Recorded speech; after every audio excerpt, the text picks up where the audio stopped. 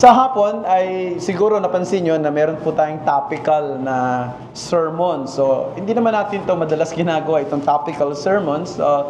But naisip ko from time to time siguro, no, after 10 years or every 10 years magta-topical sermons ako, no? Pero we're not doing that because most of the time we are doing an expository preaching. So we started this topical sermon by I think we entitled this topical sermon as knowing. So we started talking about knowing and doing what is right, knowing and doing God's will, knowing how to serve God, knowing the church in its calling, and then last Sunday, knowing the reality of true conversion. And this afternoon, ang title po ng ating pag-aaralan ay Knowing How to Win Souls. Knowing How to Win Souls. Now, it seems na sa kabila ng determinasyon ng ating pong Kupunang Gilas team na mag-rise to the top ng FIBA Asia Cup, mukhang nagpo-fall short pa rin talaga tayo. At ang sabi ng mga sports analysts, magagaling naman yung mga players natin ngayon, pero kulang pa rin daw tayo sa height at kulang pa rin sa tinatawag na athleticism. No, hindi pa rin talaga natin pwedeng sabihin very athletic na yung ating mga player na makakasabay ng husto at makakapag-compete to the top sa mga player ng ibang bansa, no, sa larangan ng basketball. Now, siguro napanood niyo yung laro ng Gilas Pilipinas sa Australia. Kitang-kita natin kung paano tayong dinodominate ng mga kalaban pagdating sa athleticism, pagdating sa height. Mukhang malayo pa talaga. So, we hope that in the near future, we can develop young, tall, and skilled players to finally claim this much coveted crown. Yung pong maging, siguro, kahit man lang sa FIBA Asia Cup, magkaroon tayo ng mataas na pwesto dyan para makapag-compete sa international game. Now, I mention this, brethren, kasi, alam nyo, totoo naman yan, kailangan ng athleticism, kailangan ng mahuhusay, mga giant, pagdating sa ganitong klase ng kalakasan. Pero alam nyo ang kagandahan sa area naman ng evangelism, o yung tinatawag na soul winning. Hindi natin kailangan ng physical giants. Hindi natin kailangan ng isang exceptional pagdating sa pangangaral. Hindi natin kailangan ng mga taong sobrang gagaling para manghikayat ng mga makasalanan na manampalataya kay Kristo. Ang kailangan lang, malinaw sa atin ang mensahe na ating itinuturo, and meron tayong compelling motivation. Ibig tayo mismo, motivated tayo na ito ay dapat nating gawin. Dapat tayong ma-involve sa larangan ng paghihikayat sa mga tao na manampalataya kay Kristo. Dapat maging malinaw yun sa atin. At kung malinaw yun sa atin, tayo ay mai-engage sa tinatawag na practice of winning soul o paghikayat ng mga kaluluwa para kay Kristo. Sabi ng Proverbs 11:30, basahin ko po sa New American Standard Bible or NASB, sabi, "The fruit of the righteous is a tree of life, and he who is wise wins souls." Sa Tagalog, ang bunga ng matuwid ay punong kahoy ng buhay, at ang humihikayat ng kaluluwa ay may karunungan. So yung idea ng talatang ito na binasa natin ay kailangan daw natin maging winsome. Kasi sabi, he who wins soul is wise. So, kailangan maging winsome tayo. We are called to win people to Christ. We are not called to beat them down. We are not called to coerce them into conversion. Ibig sabihin, hindi natin sila pinipilit. Hindi natin sila pinipuwersa. Hinihikayat natin sila. Iba yung paghikayat, ha? Hindi ito pamimuwersa. Hindi ito coercion. Winning, paghihikayat sa English, winning them. So when you say winning, ito ay may dapat yung isang tao na who wants to win souls for Christ ay dapat winsome. Meron siyang winsome character or winsome message, no? So ang ating aim is to draw them or win them for Christ. Pero ang tanong ay, bakit marami ay hindi nai-involve sa larangan ng paghihikayat sa mga tao na manampalataya kay Kristo? Bakit yung iba sa atin dito ay parang nahu-hold back from fulfilling this task? Na mayroon akong 3 dahilan. Ang unang dahilan na ito, maaaring kulang tayo ng compassion. Hindi natin nakikita yung bigat ng pangangailangan ng tao. Kaya walang drive sa puso natin na hikayatin sila na manampalataya kay Kristo. Hindi natin nakikita ang tao sa kung papaano sila nakikita ng Diyos. We do not feel the deep concern na they will be eternally lost if they do not hear the gospel or if they do not come to Christ in faith. Ang tawag natin dyan, kulang tayo sa compassion, kulang tayo sa love. So sana suriin din natin yung sarili natin. Meron ba tayong malasakit sa kaluluwa ng mga taong wala pa kay Kristo? Nakikita ba natin na ang nakasalalay rito ay ang kanilang pangwalang hanggang katatayuan? Na kung hindi sila makakakilala kay Kristo, mapapahamak sila. Hindi minsan, hindi panandalian, kundi pangwalang hanggan. So yun ang isang bagay. Pero ito pa, meron din tayong, kita pinag-usapan kanina sa men's fellowship, yung fear of man. Mayroon din tayong takot sa tao eh.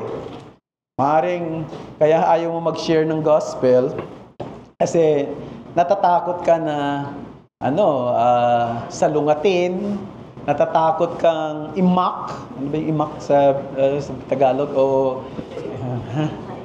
kutyain, tuligsain, o i-single out, o i-mark down, o maaaring natatakot ka rin magkamali. No? Doon sa sasabihin mo. Lalo pa nga, mga Reformed Christians daw, dapat laging accurate pagdating sa theology. No? Kasi we emphasize right or sound theology, sound doctrine. Pero alam mo minsan, yung emphasis natin, at doon din tayo mag-iingat mga kapatid, tama na dapat meron tayong malinaw at sound na theology and doctrines, pero hindi dapat ito maging straight jacket na dahil gusto mong maging maingat lagi, napipigilan ka na magbahagi ng ebanghelyo sa iba.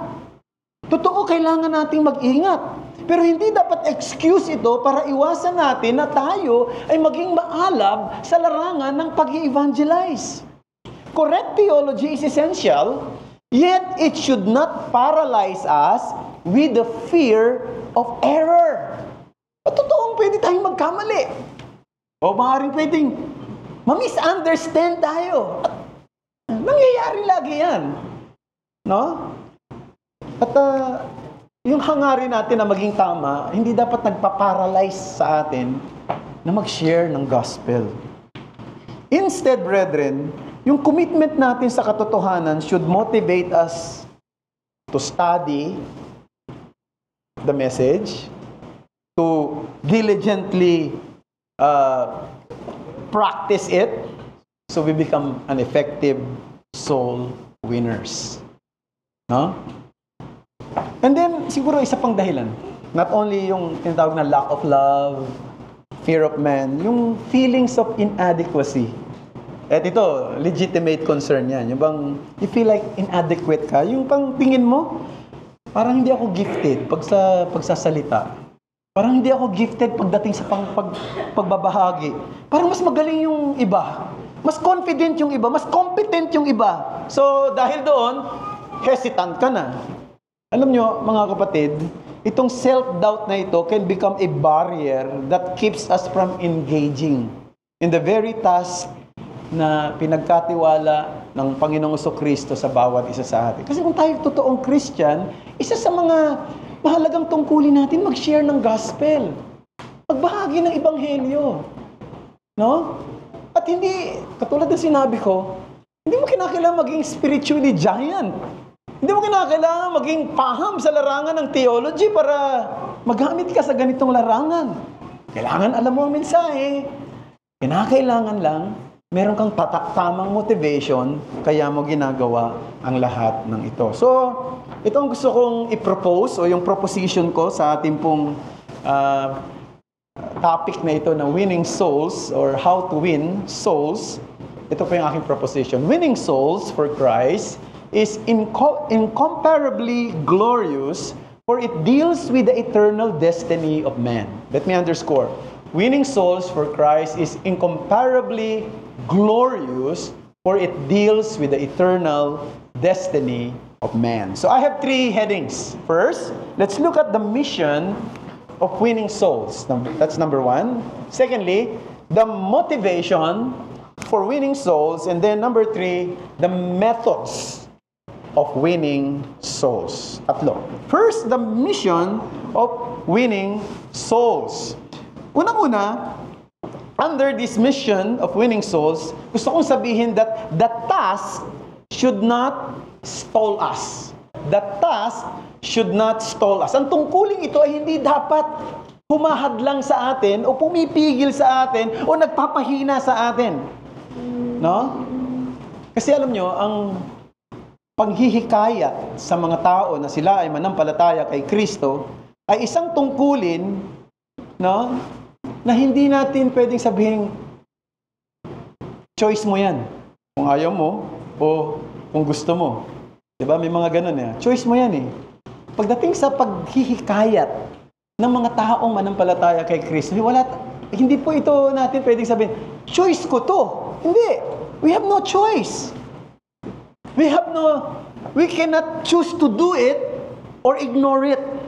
Because when you became a Christian, when you are followers of Christ, isa sa mga dapat mong gawin ay mag-share ng gospel, di ba? Naalala natin yung mga alagad ni Jesus. Paano nung tinawag niya yung isa-isa yung mga alagad niya, di ba? Mga mangingisda karamihan sa kanila eh. Tapos tinawag niya ni Jesus yung mga disciples niya at sabi niya, "Liga, lumapit kayo sa akin. Come follow me, and I will make you fishers of men." Gagawin ko kayong tagapamalakaya ng tao. So from the very first day of their discipleship, it was made clear that they were to catch people for God's kingdom. At ang lahat ng mga totoong mananampalataya ni Kristo ay disipulo ni Kristo. And therefore, lahat tayo, kung totoong mananampalataya ni Kristo at totoong disipulo ni Kristo, bahagi talaga tayo. Individual man o isang corporate na panawagan sa atin na maging fishers of men. Dapat tayo maging instrumento para tawagin ng Diyos ang mga makasalanan para sa kanyang sarili. Every convert is to be engaged in winning others for Christ. Matthew 28:18-20. Familiar na tayo dito sa Great Commission na ito. Sabi ni Jesus, "All authority in heaven and on earth has been given to me.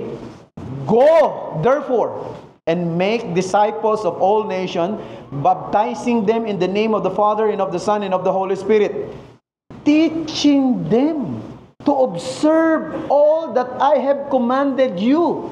And behold, I am with you always to the end of the age." So yung ginamit ni Jesus dito na salita na, observe all that I have commanded you. Ano yun? Lahat daw eh. At palagay ko kasama rito yung pangangaral, pagbabahagi ng ebanghelyo, pagdidisipulo ng mga kaluluwa na nananampalataya kay Kristo. So, ang tingin ng Diyos sa larangan ng pangangaral, pagbabahagi paghihikayat sa mga tao na manampalataya kay Kristo, isang dakilang tungkulin. No? At kaya nga sinasabi doon sa binasa natin kanina sa Proverbs chapter 11 na he who wins souls is wise. Ang sino man daw na naghihikayat ng kaluluwa, matalino, marunong, matalino sa kanyang harapan.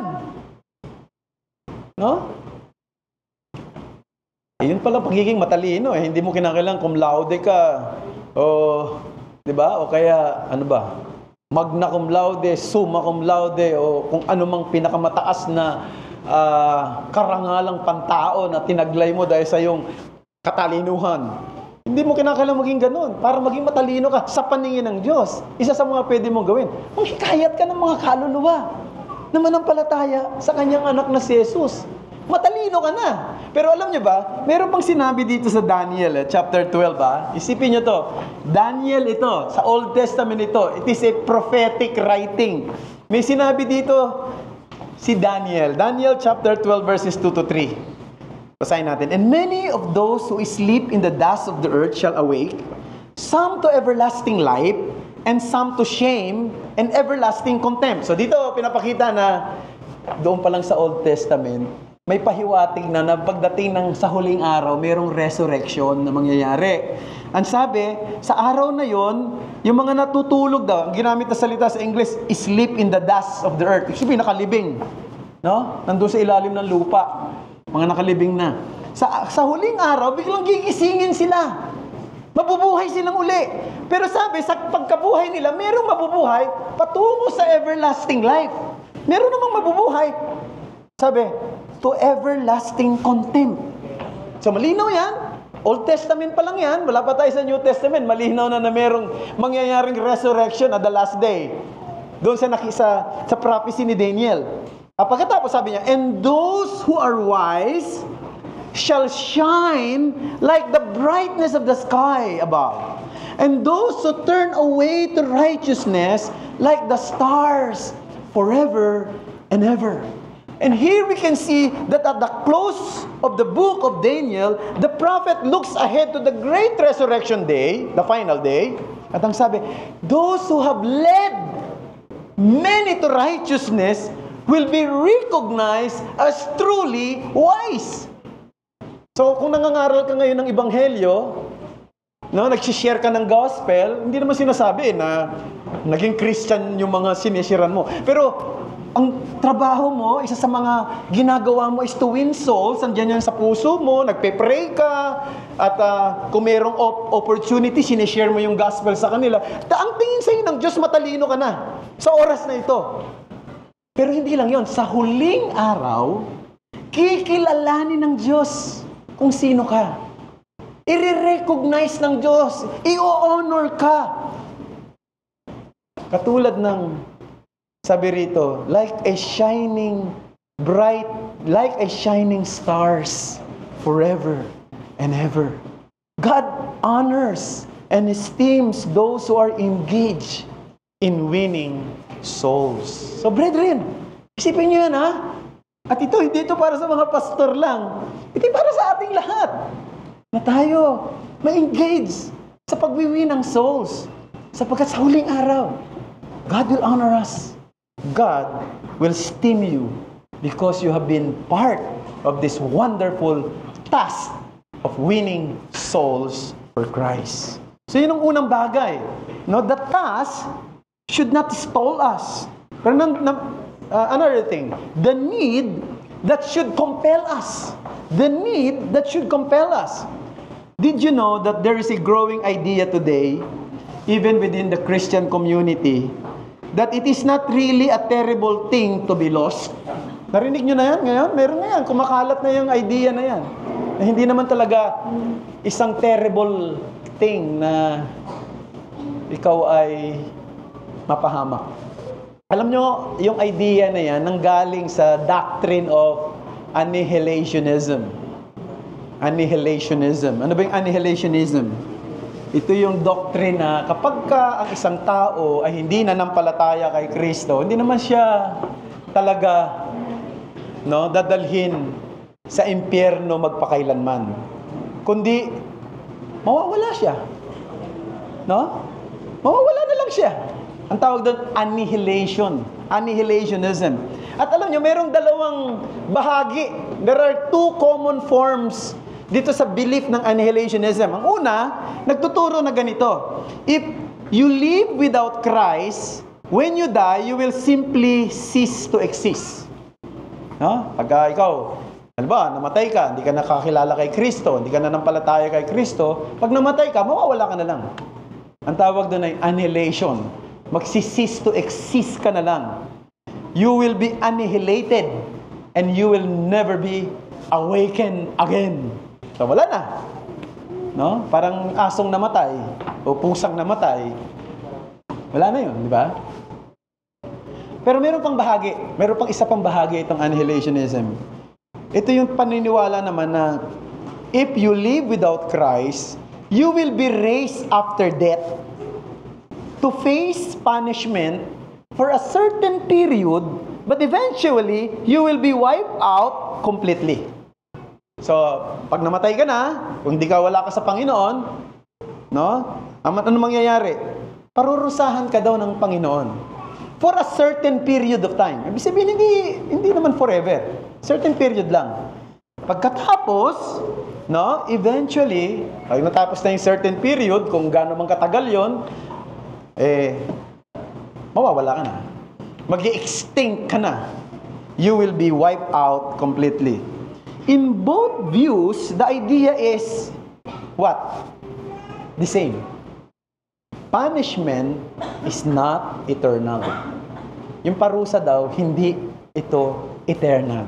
Pero pag pinag-aralan mo yung Bible, makikita mo na itong katuruang ito, hindi talaga sinusuportahan. Makikita mo na ang parusa na ibinibigay ng Diyos sa mga taong walang totoong relasyon kay Jesus ay pangwalang hanggan at conscious siya doon sa kaparusahan na yun. Conscious siya. Basahin natin ha, maraming talata pero kulang tayo sa oras eh. Basahin lang natin itong Revelations 14, 9 to 11. Siguro sa Tagalog para mas madali nating maintindihan. Sabi niya, at isa pang anghel, ang pangatlo ay sumunod sa kanila na sinasabi sa malakas na tinig.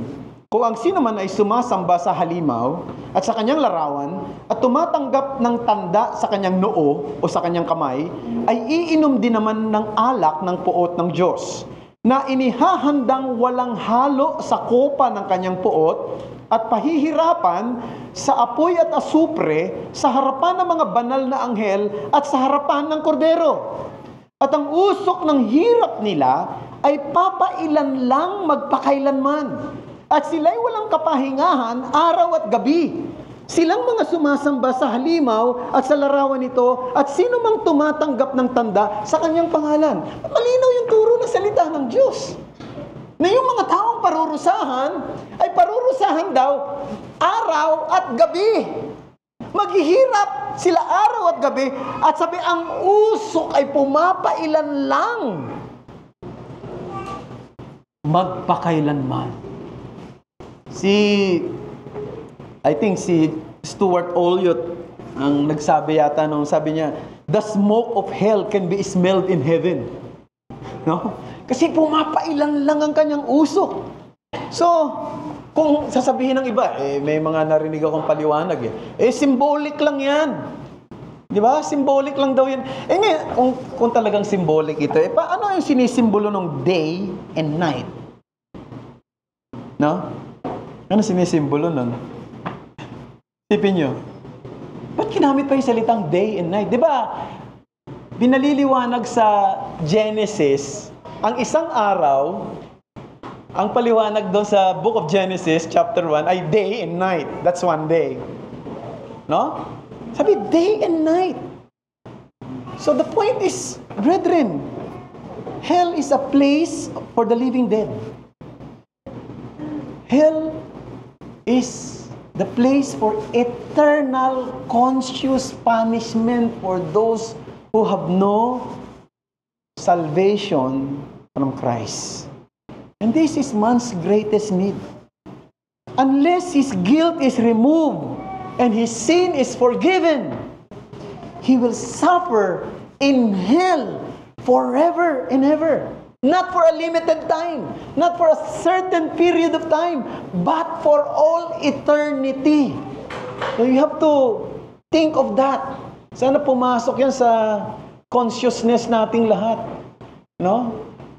So titingnan mo yung mga kasamahan mo sa trabaho, titingnan mo mga kapitbahay mo, titingnan mo mga kamag-anak mo, titingnan mo palapit ng palapit doon sa mga mahal mo sa buhay na wala pa sa Panginoon. Isipin mo na kung hindi sila mananampalataya kay Kristo, pupunta sila sa lugar na hindi na sila makakawala pa kailanman at parurusahan sila hindi sa panandaliang panahon lamang, kundi magpakailanman. At yun ay dapat maging isang motibasyon para sa atin para ibahagi ang Ebanghelyo na siyang pag-asa ng mga makasalanan. Okay? So, the task should not stall us.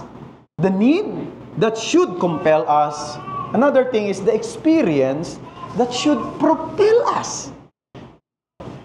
Ibig sabihin, mga kapatid, ang isang bagay na dapat nating tandaan na meron tayong experience kung tayo Christian ngayon, meron tayong experience ng encounter kay Christ.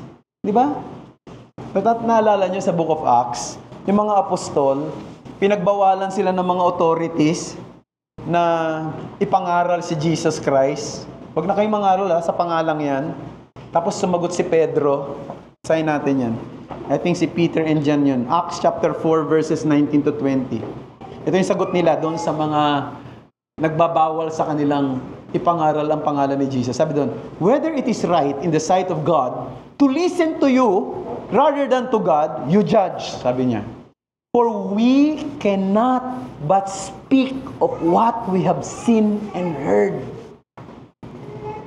Ang sinasabi rito ng mga apostol ay masyado silang na-capture. Masyado silang na-enrapture ng kanilang experience kay Christ. At hindi nila kayang manahimik. Hindi nila kayang itikom ang kanilang mga bibig.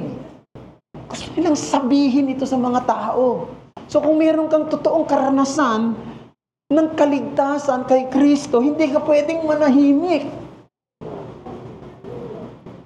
Diba?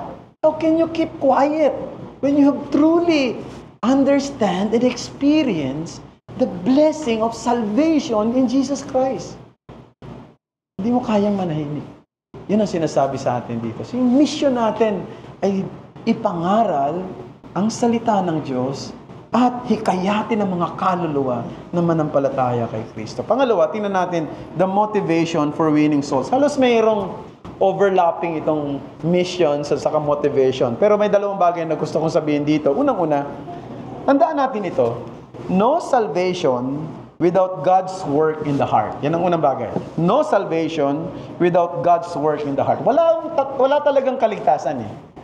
Kapag hindi kumilos ang Diyos sa puso ng isang tao. Now, isipin niyo yung mga unsaved loved ones ninyo, mga kaibigan ninyo, mga kapitbahay, mga co-workers, o yung mga nasasalubong nyo dyan sa kalye. Madalas, mga nakakabatian ninyo. No? Isipin ninyo yan, sila, na mga wala pa sa Panginoon. Hindi sila maliligtas malibang kumilos ang Diyos sa kanilang mga puso. No? Hindi sila maliligtas. Kasi sabi ni Jesus, John 6:44, no one can come to me unless the Father who sent me draws him. Yung mga taong yan, hindi yan kusang lalapit kay Jesus. Na? Hindi yan sila kusang lalapit at hahanapin ng kaligtasan. Yan ang isang bagay na dapat maging malinaw sa atin. Para just to give you an illustration. Pagbawa, merong isang box o yung isang kahon. Na doon sa kahon na yon, merong mga metal at merong mga object doon na parang metal din, pero hindi metal. Kasi di ba minsan may mga parang mukhang metal pero hindi pala. Paano mo mahihiwalay ng mabilis yung metal at saka yung mga parang metal pero hindi naman? Ano gagawin mo? Magnet! Right? Galing ni, Sister, magnet. In the same way, no one can be saved unless there is a kind of divine magnetism. Right? Walang sino mang maliligtas pagka walang pagkilos ang Diyos, walang magnet na gagawin ng Diyos. Man cannot believe. Man cannot see his need. Man has no ability to recognize it. Man cannot feel it on his own unless God works in the hearts and mind of a person. So, yan isang bagay na dapat malinaw sa atin. Yung mga taong yan, yung mga tao sa paligid na yan, yung mga mahal natin sa buhay, walang kusa yan na lalapit sa Panginoon. Ang paglapit ay magsisimula sa pagkilos ng Diyos sa kanilang puso. Pero meron pang pangalawa. No salvation without God's word in the hearing. No salvation without God's work in the heart. No salvation without God's word in the hearing.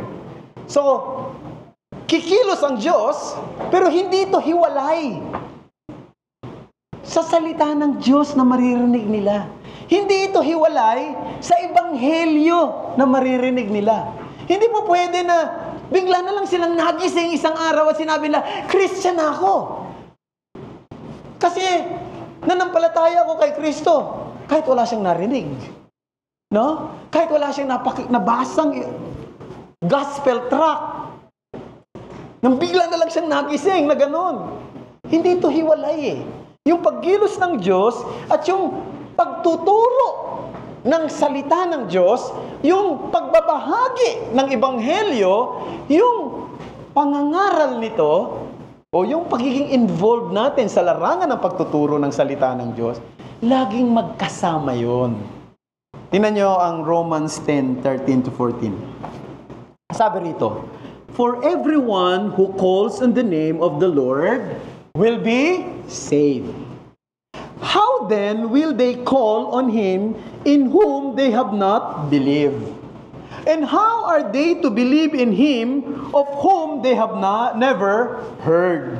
And how are they to hear without someone preaching? Now, pansinin ninyo, meron siyang chain. Nakita niyo yung chain? Observe the chain. Calling on the name of the Lord must be preceded by believing. Diba? Tatawag daw siya sa pangalan ng Panginoon. Pero bago siya makatawag, kailangan manampalataya muna siya. Pero, sabi rito, paano siya mananampalataya kung wala siyang maririnig na pangangaral? Pero paano naman siya makakapakinig ng pangangaral kung walang isusugo ang Panginoon sa kanya para makapakinig siya ng pangangaral? Kitang-kita natin yung chain, di ba? Merong sinend, at yung sinend ay magpipreach, at yung magpipreach may makakapakinig, at yung napakinggan, ano sabi?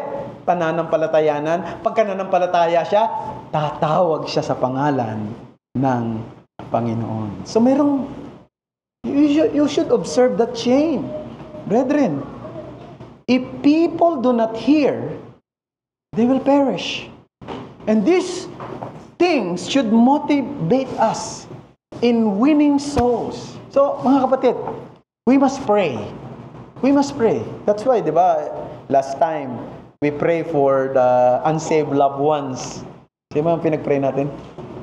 Ha? Unsaved loved ones sila, Jean. No? Baga matindi naka-attend si Jean. Oh. Unsaved loved ones si Alex Gina. Nandiyan si Gina na nanonood naman sa atin. Bakit natin pinagpipray? Kasi alam natin hindi natin kayang iligtas ang tao. Malibang kumilos ang Diyos. Kaya nga, di ba, doon sa prayer ni Aris, magpadala ka, Panginoon, ng mga ngaral sa kanila, magtuturo sa kanila. O maaari sila rin ang gagamitin. Pero hindi lang tayo dapat mag-pray, dapat din tayong magsalita. We must also preach. We must pray that God will work, but we must also share the gospel. Walang sino mang maliligtas kung wala ang involvement ng Diyos. Pero walang sino man ang maliligtas kung wala rin siyang mapapakinggan na ebanghelyo mula sa Diyos. So ito ay isang bagay na dapat humamon sa atin, mga kapatid, para tayo ay gamitin ng Diyos sa paghihikayat ng mga kaluluwa. Okay? So nakita natin, una, the missions of winning souls, the motivations for winning souls. Number 3, or the last, the methods of winning souls. Naku, meron palang methods. Now, hindi natin pag-uusapan yung pamamaraan ng mensahe ng ebanghelyo.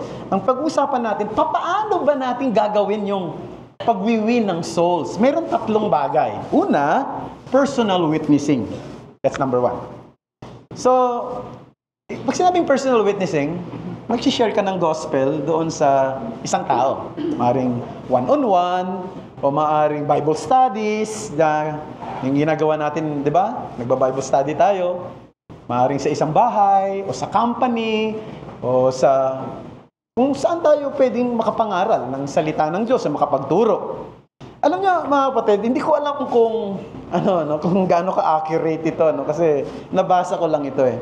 Meron kasi nag-estimate ng ganito.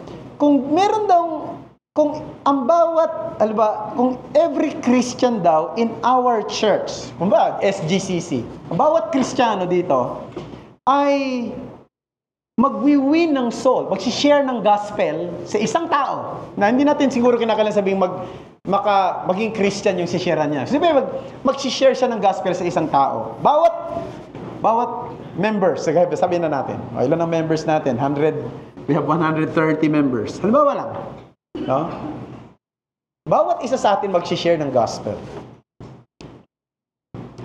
Tapos, mas ilagay natin sa mas malaking arena. Bawat Kristiyano sa bansang Pilipinas mag-share ng gospel. Kahit na isa lang, isang tao lang. Hindi marami, tag-iisa lang sila.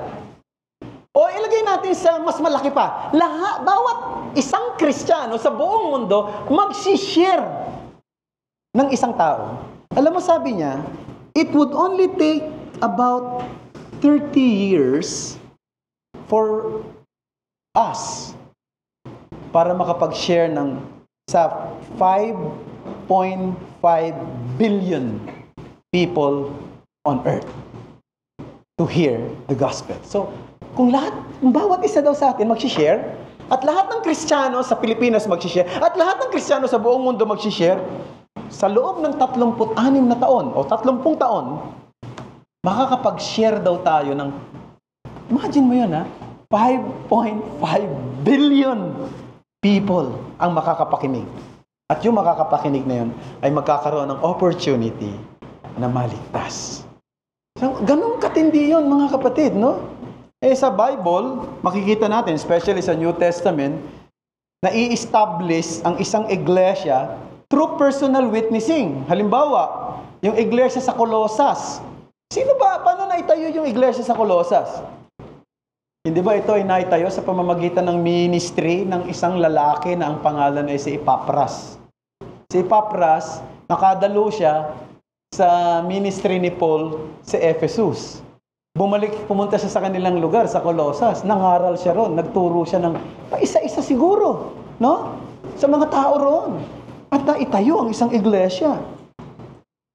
Likewise, maraming mga iglesia sa kasaysayan ay naitayo at lumakas sa pamamagitan ng isang matapat na personal na pagpapatotoo ng isang mananampalataya. Halimbawa, the church in Rome. Alam niyo yung origin ng church? Hindi si Pablo ang nagtayo ng iglesia sa Roma.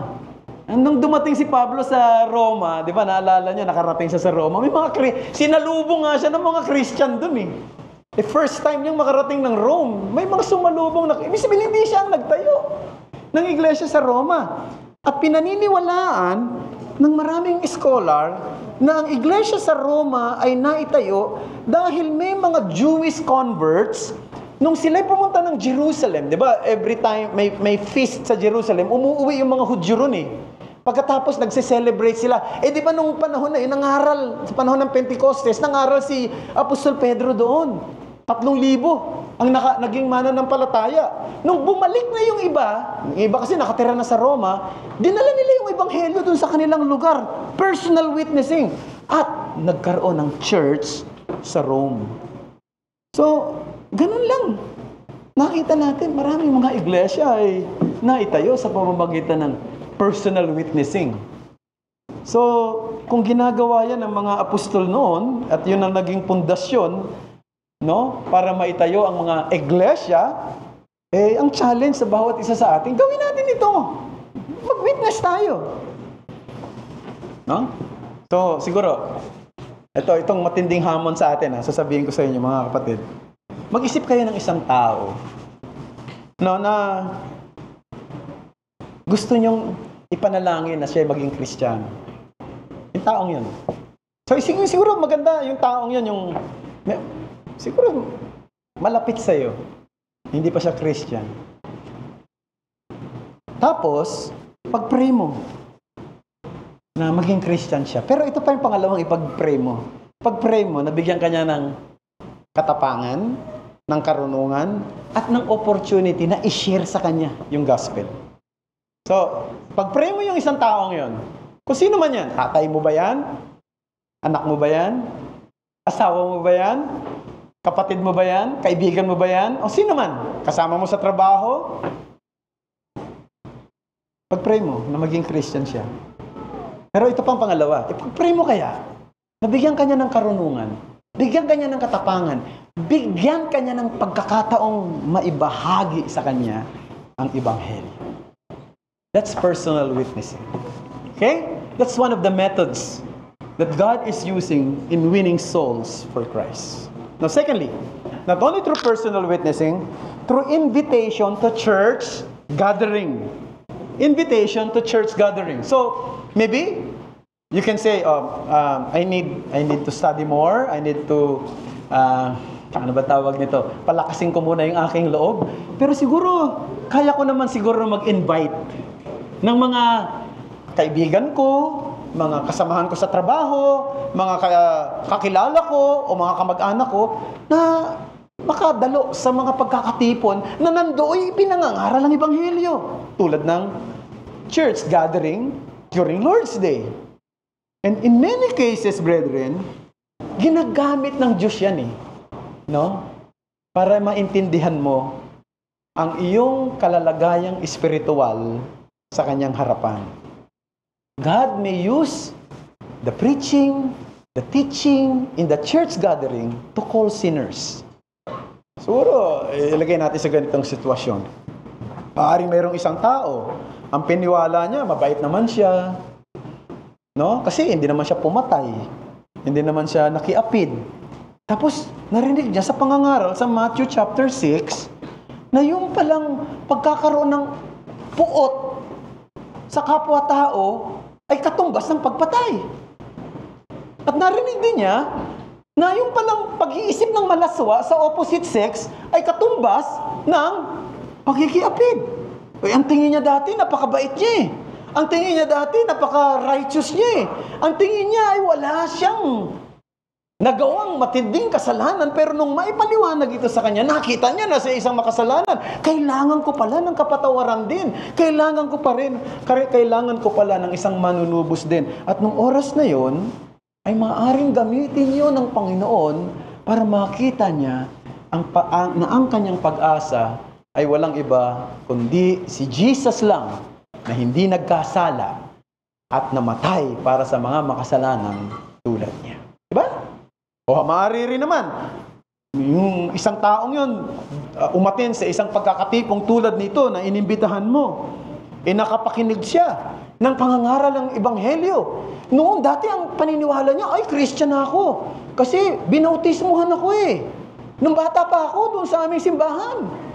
No? Kaya nga, pag binautismuhan, ang tawag sa'yo, Christian na Di ba? Christian na. Ang anak ko ay Christian. No? Kasi nabautismuhan na. O yung iba, ang pangalan pa niya, Christian. Talagang dinoble-doble na. Di ba? Eh ngayon, narinig niya, ay ang kaligtasan pala, ayon sa turo ng Biblia, ay hindi sa pamamagitan ng bautismo. Ang totoo, tinuturo pala ng Bible yung bautismo, pero itinuturo ng Biblia na ang bautismo ay isang patotoo ng isang taong niligtas.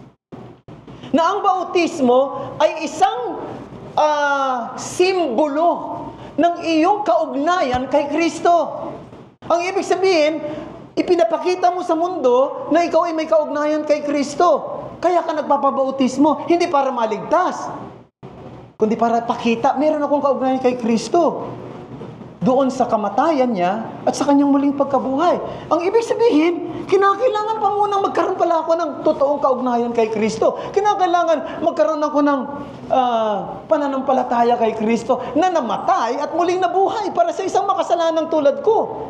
Para ako maligtas. At pagkatapos ay magpabautismo para ipatotoo sa mundo ang nangyaring pagpapala ng kaligtasan sa buhay ko at yung pagkilos ng Diyos sa aking puso sa pagpapalang espiritual na ito na tinatawag na kaligtasan na siyang ipapatotoo ko sa pamamagitan ng bautismo. So makikita natin pwedeng kumilos ang Diyos sa iba't ibang mga pamamaraan. O kaya maaring isang babae na masyadong deboto sa kanyang relihiyon. Sa sobrang pagiging deboto niya, lahat ng santo meron siya.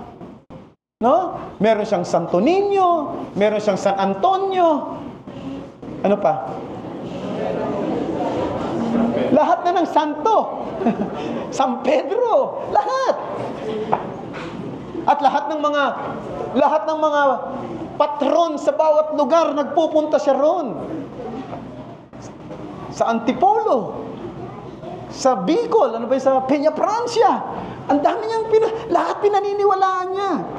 Tapos nakapakinig siya ng salita ng Diyos. At sinasabi ng salita ng Diyos sa 10 utos, ang 2 utos ay nagsasabi, huwag kayong gagawa ng anumang inanyuang larawan. At huwag ninyo silang yuyukuran. Huwag niyo silang sasambahin.